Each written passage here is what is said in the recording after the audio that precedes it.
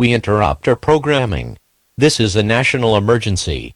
Important details will follow. Un message en français suivra.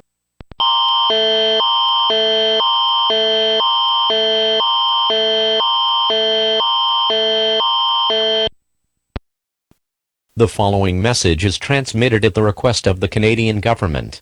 This is not a test. A nuclear attack is occurring against Canada and the United States of America. 6 nuclear missiles have been launched from unknown locations, and are expected to strike Canada and the United States within the next 15 to 25 minutes. Due to the uncertain facts of these missiles, all Canadian residents should seek out a fallout shelter immediately.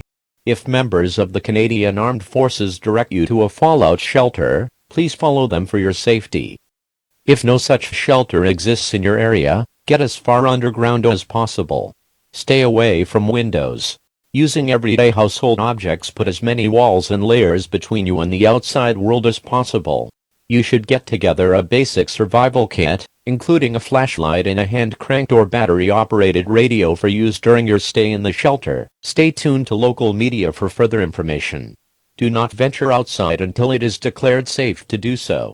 Prime Minister Justin Trudeau will be speaking on all stations shortly.